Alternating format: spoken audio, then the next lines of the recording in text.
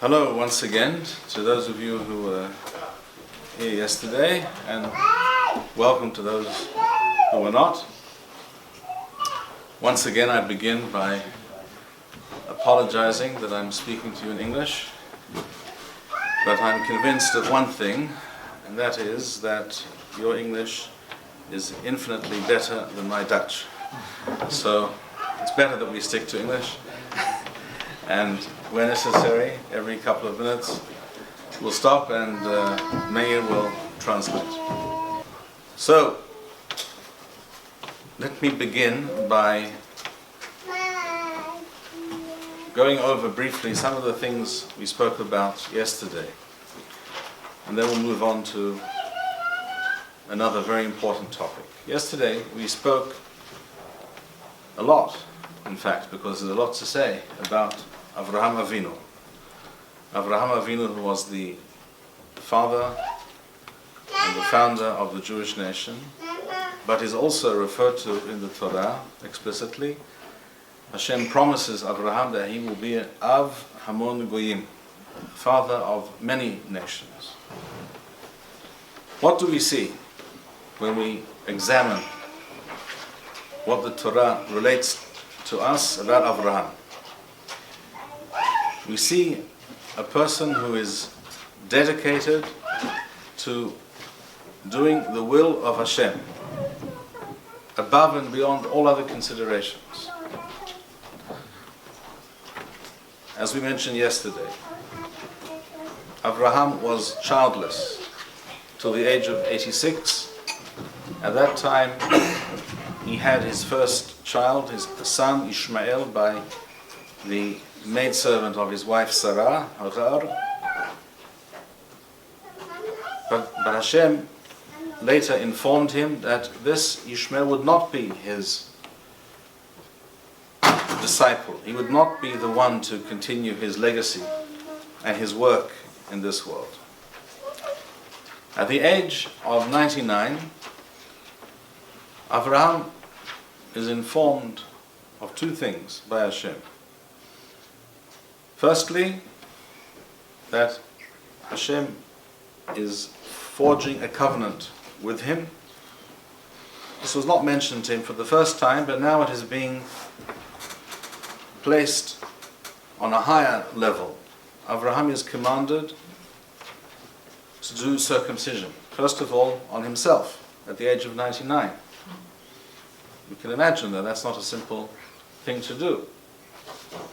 Also, to circumcise his son Ishmael, who at that time was 13 years old, and all the male members of his very large household and entourage. We read in the Torah that he had as many as 318 armed men under his command when necessary. So he was a very powerful individual with a very large tribe and following of people. And the first thing that we can take note of with regards to Abraham and this miswah, this commandment of milah, of circumcision, is that it's not always easy to do that which is required of you. Sometimes it can involve pain, and sometimes even danger, risk even to life. In theory, a child could even, I think it's almost unheard of, thankfully nowadays, certainly, but a child could theoretically even die from infection or some complication as a result of a circumcision. But that has never stopped. That did not stop Abraham, and never stopped the Jewish people from performing this miswah, because we know that fulfilling the word of Hashem and moving the ball forward, fulfilling his plan for the world, that comes before all considerations. And if circumcision is part of that plan, if it is necessary, because Hashem says it is so, that there must be an indelible mark in our flesh that connects us to Hashem, then that is how it has to be. In other words, the will of Hashem, because Hashem's wisdom is infinitely greater than ours, the will of Hashem always comes before whatever ideas or notions or opinions we or others may have. That is the first principle, that is the first lesson that we all need to know, both as Jews and as B'nai Noach, as righteous Gentiles. Or put another way, in very simple terms, opinions, there are many. Truth, there is only one. As we read further in Sefer Bereshit, the book of Genesis, we find Abraham being tested, a very difficult test. He is told, first by his wife, Sarah, and then this is confirmed by Hashem, because Abraham didn't like this idea, for obvious reasons. We're talking about his son Ishmael. He is told to drive out Ishmael from his home and send him away. Why?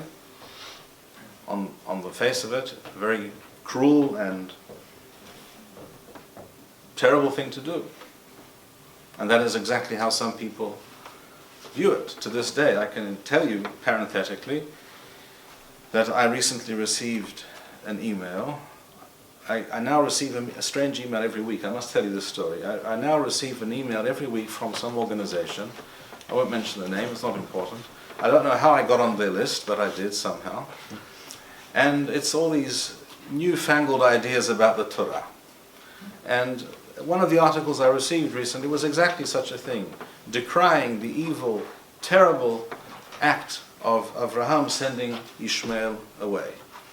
And this is exactly how some people view it. But that's not how we view it. We view it as a person knowing that even when a terrible choice, a difficult task faces us, if that is the correct thing to fulfill Hashem's will and plan, that is what we do. The greatest test and therefore demonstration of Abraham's dedication to Hashem and his complete acceptance of Hashem's will and superior wisdom is, of course, the Akedah, when Abraham is told by Hashem to take his son Yitzhak, for whom he had waited 100 years, regarding whom he had been told, this person, this son Yitzhak, and only Yitzhak, will be your disciple. He will continue your legacy, your teachings into the future. Now I want you to take him and sacrifice him. Something which truly makes no sense. Certainly, it would have been quite reasonable to hear Abraham say, well, excuse me, but that's not what you told me a little while ago, some time ago, a few years ago. What's going on? Not to mention the difficulty of such performing such a task. And yet, again, we see Abraham, without question. Vayashkem Abraham baboker, Abraham got up early in the morning, and off they went. Of course, in the end, that's not what happened, because that wasn't the intention. The intention was to teach us, by way of Abraham, through the agency of this event, the true nature of being an Eved Hashem, being a servant of Hashem. Now, we have to ask ourselves a very obvious question. All right, Hashem chose Abraham. We see that Abraham is a true servant of Hashem. He will do whatever Hashem asks of him. But what is the purpose? Why are we here? Why are we supposed to continue in that way? What is our purpose as the purpose of the Jewish people and the purpose of all people who believe in the one God, the creator of all things? What are we to aspire to? And this question, or the answer to this question, has everything to do both with Avraham Avinu and with Moshe Rabbeinu, Moses, our teacher, and the giving of the Torah at Har Sinai, and another concept which I want to focus on today, particularly, which is the concept of the Moshiach, the Messiah. So we have to go back to the very beginning, or almost the very beginning. The second book after having discussed Avraham Avinu in the first book of the Torah, in the second book of the Torah, Sefer Shemot, the book of Exodus, we read there in chapter 19, before the Torah is given, just before the Torah is given to the Jewish people at Har Sinai, the Mount Sinai, Hashem speaks to Moshe and he says, tell the people the following. V'atem tiyu li mamlechet kohanim v'roy kadosh. You shall be li, for my purpose, a mamlechet kohanim, usually translated as a kingdom of priests. I don't like that translation. I don't think it's precise. I'll explain in a moment. And a goy kadosh, and a holy nation. The word goy means a nation. Why do I say the translation mamlechet kohanim is not, of the translation I mentioned, the kingdom of priests is not a good translation of mamlechet kohanim? Well, first of all, we have to understand that the word mamlacha, which is related to the word melech in Hebrew, means a kingdom. Melech is a king, mamlacha is a kingdom. But the emphasis is not necessarily on a kingdom, but rather on a state, a nation, that is a sovereign nation that lives in its own country according to its own unique Torah and civilizational endeavor that it has nurtured for thousands of years. So when the Torah uses the term mamlacha, kingdom, in modern parlance we would say a state, a nation, a country with its own political infrastructure. Whether it has to be specifically a kingdom, a monarchy or not, that's actually an entirely different and very involved discussion in itself, which is not for today. But the idea is that the Jewish people are being brought into existence at that point in time, or their existence is now being brought to a culmination by the giving of the Torah, and they're being given their mission. The mission description, the job description is, you are to be a mamlechet kohanim. So I explained the word mamlacha, kingdom, nation. Kohen, a priest technically, but the word kohen can also mean someone who is very special or unique or looked up to. Is related apparently to the term, the Mongolian term, other Asian, Central Asian languages, Khan, right? Like Genghis Khan, for example. There's someone, a leader, an important person, someone who is very, has rule or leads other people. In other words, the Jewish people are being told, you are going to be leaders, you are going to be teachers, people who will convey my message to the world, and a goy kadosh, and a holy nation. Because in order to convey my message fully, completely, you have to be a nation. You cannot do this as a collection of individuals. What is so important about being a nation? We could ask, or we could rephrase that question and ask it, or state it another way. Why didn't this task of teaching the world, why was it not sufficient to continue in the same mode as Abraham? One special man with one family, some followers, and that's sufficient. What came after Abraham? We had Yitzhak, his son Yitzhak. After Yitzhak we had Yaakov, his grandson Jacob. Jacob already had 12 sons. And that was the beginning of the 12 tribes, and therefore the beginning of the Jewish nation. Because a nation can achieve things, can do things, historically speaking, that individuals can never do. An individual is one person, a family is a few people, but a nation creates over time, if it has a plan, if it has a goal, and it knows how to move towards that goal and to maintain its focus. And if anyone has proved over thousands of years that they know how to maintain that focus, it's the Jewish people. If you know, therefore, what your aim is, and you can focus on that over many, many generations, hundreds and even thousands of years, then you create a civilization. Then you create an intellectual, a spiritual reality. You create a world of ideas and a way of life which can then be seen and viewed by others and understood as an example of how things should be done. And this is the true essence of Jewish nationalism. This relates to a discussion I had here with some people yesterday over Shabbat about Zionism.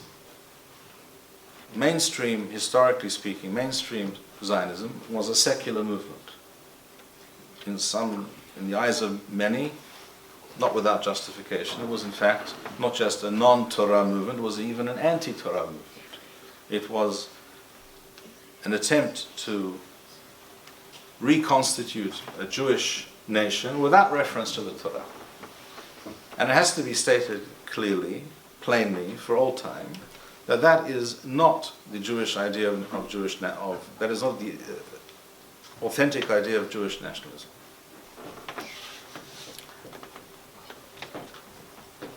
The purpose of Jewish nationalism, another true Jewish nationalism, Torah-based nationalism, is to live up to that God-given task of being a mamlechet kohanim, a nation of leaders and teachers, and a goy kadosh, and a holy nation. That is the true purpose of the Jewish people on this earth, and that is the reason why the Jewish people have to reconstitute themselves as a nation.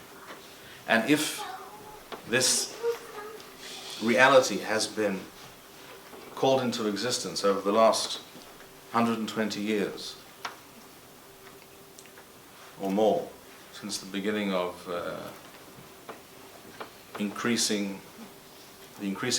ever-increasing return of Jews to the land of Israel, starting in meaningful, significant numbers from the beginning of the 19th century, if this has now come to a point where the Jewish people have reconstituted their existence in a secular sense, where the Torah is not the centerpiece of that state, now therefore is the time to take what exists and bring it to its fullest and complete expression of what a Jewish state should be. And that should be the aim of all Jews who understand what the Jewish people are about, and all God-fearing people who understand what the Jewish people are about. That is the purpose of the state of Israel. And that is the concept of the Moshiach, as I will explain. The Jewish idea, the authentic, original Jewish idea of the Moshiach, I should also explain the meaning of the term Moshiach. The word literally means the anointed one, because the leader or the king of the Jewish people was, at the time that he was invested as leader of the people, he was anointed. But really it just means the leader of the Jewish people. The Melech HaMashiach is the king or the leader of the Jewish people at such time that the Jewish people truly fulfill their purpose and achieve that reality of being a mamlechet kohanim, a very unique nation in their land, which is based on the principles and the precepts of the Torah. That is referred to as Yemot HaMashiach, the days of the Messiah.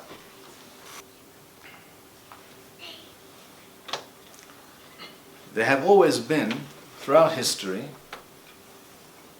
going back to the days of the Second Temple, Beit Sheni, there have always been people, Jews and later non-Jews, who picked up the idea from the Jews. There were Jews even before Christianity came into the world, and we know that the earliest Christians were Jews. But even before that time, there were sects And there were undercurrents within the Jewish people during the latter period of the Second Temple, when the Jewish people were living under very, very harsh Roman occupation in their land.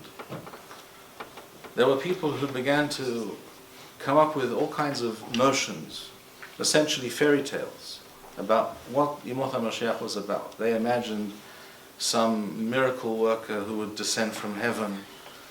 Some of them thought he would literally descend from heaven, and that the temple will also, this was after the temple was destroyed, it would also descend from heaven miraculously. They began to conceive of this concept, Yemot HaMashiach, the days of the Messiah, in an entirely supernatural and miraculous way, in a manner which is completely divorced from the world as we know it. We zien al eigenlijk vrij vroeg in de Joodse geschiedenis zien we al dat dit idee van de gezalfde koning, dat daar bij verschillende secten binnen het Joodse volk, dat daar nieuwe ideeën over ontstaan, die dit ook heel bovennatuurlijk en magisch maken. Dus dat de verlossing gewoon zo uit de hemel zou komen vallen, net zoals dat de tempel misschien uit de hemel kon vallen. Het idee van de tempel kwam natuurlijk na de vernietiging van de tweede tempel. En we zien dus daar verschillende secten met dat soort ideeën komen. We weten ook dat dit idee bijvoorbeeld overgenomen is in het christendom en dat de eerste christenen Joden waren. In the Torah itself, we find nothing of these ideas. We do not find in one verse in the entire 5 books of Moshe any mention of some period in which the laws of nature cease to exist, when the Jewish people will live and exist on some different plane and according to rules that are completely unknown to us. This is not what it says in the Torah. What does it say in the Torah? It says very simply, we were told ahead of time by Hashem in the Torah, because my plan for the world is crucial and therefore essential and therefore non-negotiable, either you do my will, or if you don't, I'll have to teach you the hard way, and then you'll do my will. But you'll do it either way, it'll happen. And what will the punishment be? You will be sent into exile. For a long time, perhaps. Until whatever time it takes, when Hashem knows that the time is right, I will bring you back. The exact words of the Torah are, "V'shar Adonai Elohecha et shevutecha." Hashem will bring you back from your captivity, back to where? Back to your land. V'shavu kibasecha, and He will gather you in together, and He will bring you back to your land. And what will happen there? And there you will finally do what you were supposed to do the first time, and the second time that you didn't complete or you didn't fulfill, you will do it the next time, until it has to happen, because certain things have to happen. There is no choice. So Hashem's will is non-negotiable, and Hashem and Am Yisrael's purpose is also non-negotiable. So as we mentioned, already in the time of the Second Temple, we are aware of the fact that there were some Jews, not necessarily the most learned of the Jews, not the sages, but there were certain people who began to imagine that, particularly because they saw the situation was so dire, they couldn't see how they would be able to escape from the terrible persecution and occupation of the Romans. And when people are suffering greatly and see no way out, they become desperate and they begin to imagine all kinds of things. This is exactly how such ideas come into being. And these ideas later, by the way, became the foundational ideas of Christianity, again, which was established by some of these Jews who had these unusual ideas. But this is not orthodox, this is not authentic Torah teaching. The authentic Torah teaches that the world or the time of the Moshiach is not a time which is miraculous and supernatural, but rather the world as we know it, but a corrected and more perfect world. Now I'm sure you've all heard of the Rambam, Maimonides, Rabbi Moshe ben Maimun, one of the greatest of Jewish sages and thinkers of all time. Rambam was completely aware of what we just described, that there were many Jews who were very confused about these things. To this day, by the way, things have not really changed. If you go out in the street, well, perhaps not here in Rotterdam, but if you go out into the street in Israel and you ask 100 Jews on the street, how do you understand the concept of the Moshiach? What does it mean to you? And not just Jews who are unfortunately ignorant of the Torah. Jews who are apparently, ostensibly, conversant with the Torah. Observant Jews. Ask them what they understand by the term Moshiach. You will hear, first of all, probably 100 different answers. And second of all, they'll probably all be wrong. And that's unfortunately the bottom line. And Rambam knew this to be the case. And therefore, he made a point of stressing what I'm about to quote to you. So what did the Rambam go out of his way to write and to stress? I'm going to quote directly in Hebrew and I will translate it to English. Immediately after beginning to discuss the concept and the time period known as Yemot HaMashiach, the days of the Messiah, Rambam writes as follows. So that you can all check that I'm not making this up, I'll tell you, it's in Hilchot Melachim Milchamot, Perek Yud Aleph, Halacha Gimel, chapter 11, Halacha 3 of Hilchot Melachim Milchamot. ואל יעלה על דעתך שהמלך המשיח צריך לעשות אותות ומופתים. Do not imagine for a moment, says the Rambam, that the Melech HaMashiach will be required, or that you should expect of him to perform all kinds of miracles and supernatural doings.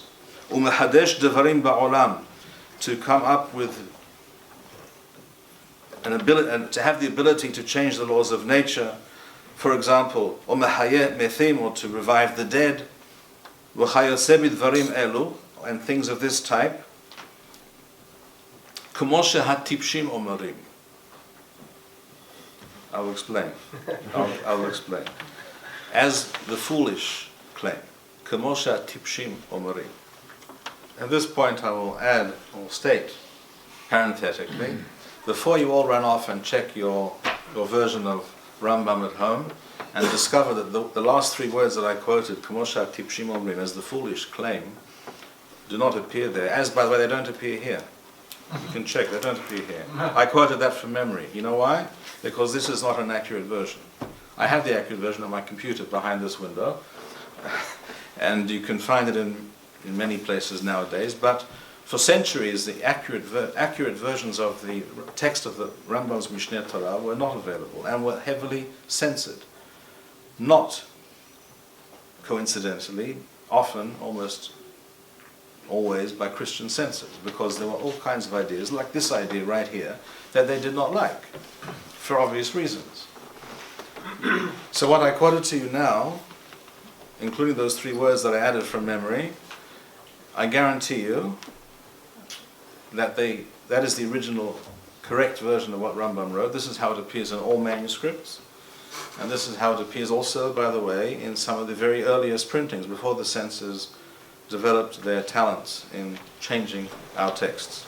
But even according to the censored versions, such as this one in front of me right here, it does state explicitly, and this you can check right now, if you read Hebrew you can come and look and see that I'm not making this up. Rambam goes out of his way to say, do not think that the Moshiach has to be a miracle worker, or that he will revive the dead, or he will be able to perform deeds that are beyond the ability of normal men. That appears in every single version that's ever been printed, even the censored ones. Why did the Rambam go out of his way to say this? Because the Rambam knew that a very significant percentage of the Jewish people were, and unfortunately I have to state again, still are, very confused about this. sometimes because of misguided understandings within the Jewish world, sometimes because of certain Christian influences, because in the Christian world the concept of the Messiah became associated with all kinds of notions about a divine being who was clearly, therefore, if he's divine, he's also therefore a miracle worker, clearly. So the concept became completely distorted. But that is not the authentic concept of the Messiah according to the Torah. And therefore, Rambam sums up this statement by saying, "Ve'ikar devarim kachahim." The bottom line is, the thing you have to understand, the essential thing you need to understand is this. Torah hazot, that this Torah that I'm talking about, the Torah of Moshe Rabbeinu, or Moses, our teacher, Chukea u'mishpatea le'olam u'le'olamei olamim. All its laws applied for all time. Ve'en mosifim alehem ve'lo goreim mihem. We do not add and we do not detract from them. This, of course, is also a reference to Christianity that claim that, well, yes, the Torah is true, but much of it no longer applies. That's part of one of the reasons Rambam writes this. Furthermore, Rambam writes this in order to make it clear to the Jewish people as well. All of the Torah is incumbent upon us to create the kind of Jewish state that I described before. It's not Hashem's business to make it happen. Hashem told us that we're to make it happen. It's our purpose, it's our job to rebuild the temple, the Mikdash. It's not Hashem's problem, as it were. It's a command in the Torah. It's written in the Torah. وَعَصُرِ مِكْدَاشْ وَشَخَنْتِ بَثَخَمْ. And they shall build for me a temple, Mishkan, Mikdash, which means a temple. There it was referring to the Mishkan, to the tabernacle in the desert. وَشَخَنْتِ بَثَخَمْ. And I will dwell amongst them. These are essential miswot, commandments in the Torah. For some reason, many Jews today misunderstand the Torah when it comes to some of these most fundamental ideas, and they imagine that some parts of the Torah we have to take care of. It's our business to do, keep Shabbat, and to pray, and to give charity, and to observe the Hagim, the festivals. And other parts of the Torah somehow miraculously became Hashem's job. He has to he's in charge of rebuilding the temple, he's in charge of bringing about a truly Jewish state with a system of government and leadership which is rooted in the Torah in an authentic manner. That somehow became Hashem's job, but it is not so. It is our job. And if you're wondering, how is it that so many Jews are confused about these things, I will tell you the answer is very simple. It's a one-word answer, really. It's called galuth, exile. Because in the exile, inexorably, inevitably, the Torah becomes, or certain aspects of the Torah become distorted or misunderstood, because that is not the normal, natural environment for the Torah and for the Jewish people. So yes, the Jewish people survived thousands of years of galuth, of exile and persecution, and they remain focused, as we said before. They still have the Torah, but not all parts are fully understood correctly by all Jews. Certain things became confused and misunderstood. Not completely lost, not completely forgotten. The fact is, the Rambam writes about it. The Rambam makes a point of telling us, don't think what many people imagine, don't think like they think, because they're wrong. They're tipshim, they happen to be foolish and misled, and therefore I'm telling you it's not so. So clearly not all Jews thought incorrectly. Rambam certainly did not. I have another book here, which you may have heard of, the Sefer HaKuzari, the book of the Kuzarim, written by Rabbi Yehuda Levi, about 950 years ago, before Rambam in fact. And he says exactly the same things, precisely the same ideas. He stresses in this book also that the Jewish people have become, unfortunately, used to living in a reality of exile, Again, think about his time. He's living 950 years ago when the Jewish people are scattered all over the world. And he's trying to present an authentic rendition of what Torah Judaism is about. And he says, the Jews have become, by and large, have become complacent and used to living in this reality and don't really think about how to get out of that situation and return to where they're supposed to be and live up to who they're supposed to be and do what they're supposed to do. So the thing to remember is that Torah and Galut and exile don't mix very well. It's not a good combination. It's unhealthy. And when you place a person or an animal or a plant in an environment for which it's not designed, right? You place the most obvious example. Take a fish out of water. It doesn't do very well. If you place an animal that's designed to live in a tropical climate, in an Arctic climate, it's not going to do very well. The Jewish people in exile, miraculously, this is a miracle from Hashem in many ways, didn't disappear. But yes, things did go a little bit off target. Things did not remain entirely on target. Many people got confused. The aim today must be to remind all people, Jews and non-Jews, who understand that the Torah is true, that this is the authentic understanding of these concepts of the Moshiach and the time of the Moshiach. Now, if you ask me, are there Jews today in the world who understand this? Yes. The answer is yes, there are. Many. But not enough. Not enough. There are many Jews who understand, but there are also many Jews who misunderstand. And there are Jews who unfortunately are so ignorant of their heritage who couldn't care less. Everything I've said today to them is of no interest, unfortunately. But yes, there are Jews who know and Jews who care. And I know, because I've met many, and I think I'm speaking to many right now, there are also many B'nai Noach, Noahites, who also know and also care about these things. Who understand that just as Jews have to strive towards this goal, and if there are many Jews who don't understand, then we have to educate them. We have to inform them. We have to talk about these things.